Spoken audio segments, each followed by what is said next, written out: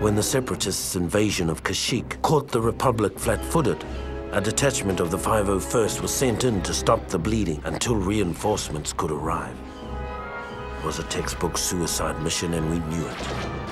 As we fought our way into Kashyyyk's atmosphere, most of us believed that the only way we'd be getting off this planet was in a body bag. What's up, guys? Welcome back to more Star Wars Battlefront 2! So now it's time for another space battle, and you guys know how much I love those. So this one is not going to give us a lot of leeway for dogfighting, unfortunately. It's going to be mainly objective-based, and we have all four of our different vehicle classes here for the space battle, and we're going to be able to demonstrate, well, two of them. The third one doesn't really have an objective-based purpose. It's more for combat, but eventually I'll show it off.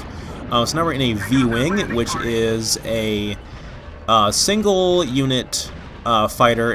I think it should have been the fighter class vehicle for the Republic, and the ARC 170 should have been the bomber, but I think I ranted about that in the other space battle. But really my reasoning is just because this one only holds one pilot and it has an astromech droid, so it's kind of like the predecessor to the X-Wing and the TIE Fighter respectively.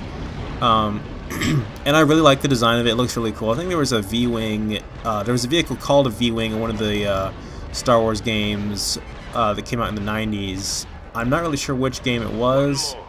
It might have been one for the N64, I'm not sure.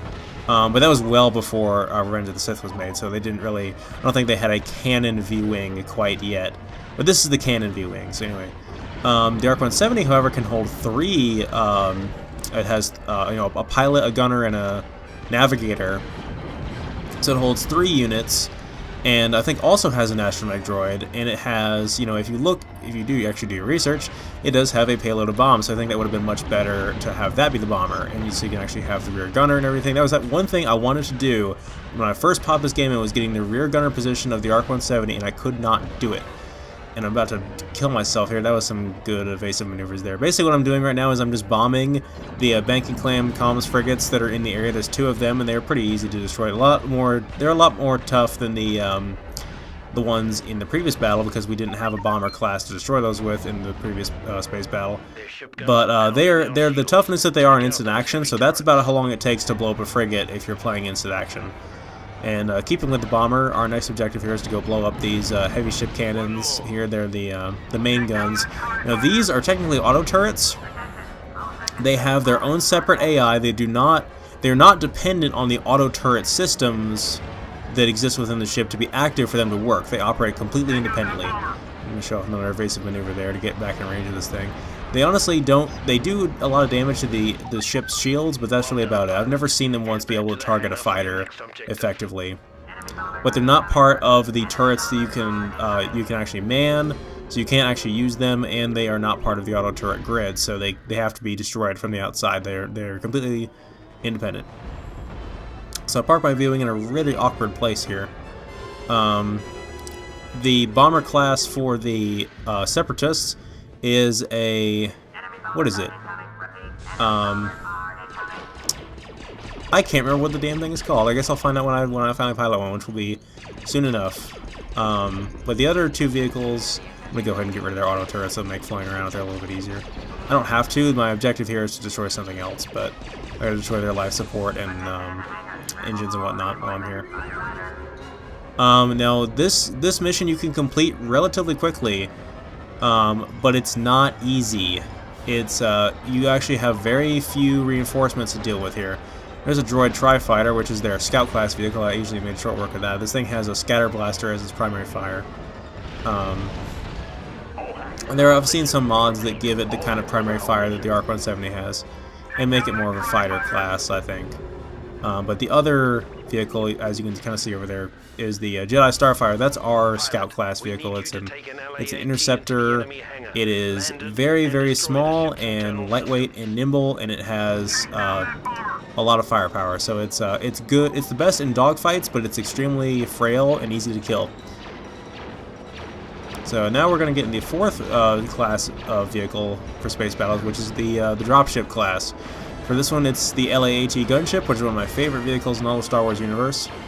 Unfortunately, the LAAT gunship does not fly like it does in the first Battlefront game, where it actually kind of hovers around like a helicopter, and it was so much fun to pilot. I loved it so much. It's still pretty awesome in this game. It doesn't have quite as many seats in it. For instance, it does not have a straight up passenger seat where you can just sit there in the passenger seat there, you know, below. And it doesn't have quite as many secondary positions. It still has, you know, the beam turrets on the side. It doesn't have the secondary. It doesn't have the co-pilot be the beam wings.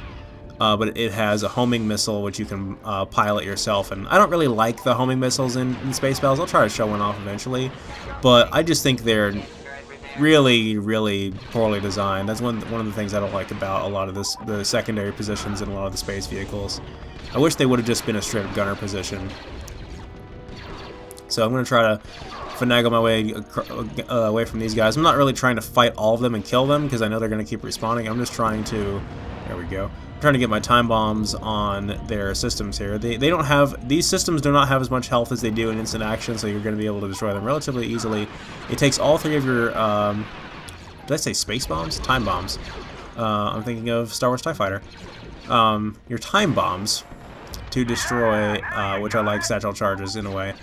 I think the only class that used time bombs in the first Battlefront game was the Wookiee, but I could be mistaken.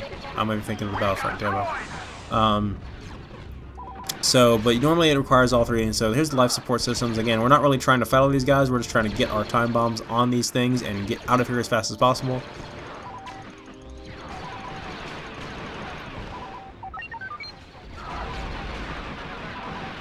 What was I saying? Something about, yes, the LAT gunship. For the Separatists, it's a... I guess they just call it a droid gunship, but it has another name. I can't remember the name of it.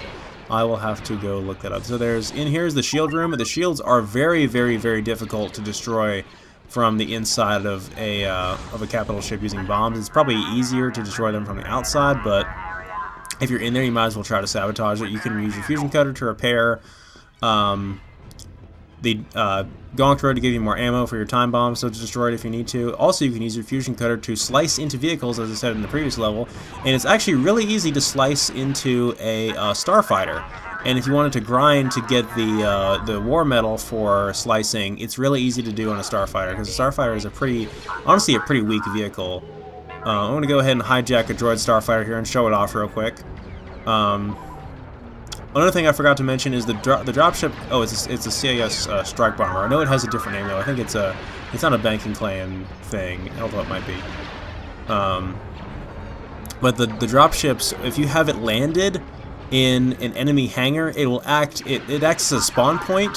So if you land in the enemy hangar, you can have your infantry guys spawn in there and kill the enemy guys as they're coming out. It's a really effective tactic. But the problem is your AI guys will not be spawning to where they can actually kill. They will not be spawning to where they can actually get into starfighters, because they will not get into enemy starfighters. So they will just be sitting there in the enemy ship, piloting their auto turrets and shooting guys at random. So it's a make or break tactic when it comes to space battles, in my opinion. As the 501st See, that wasn't too long. the set blockade over Kashyyyk, I took a long look back at the battle that continued to rage over the planet, and wondered why so many had to die for a bunch of... That was a lucky shot. Then I followed my orders and turned planetward.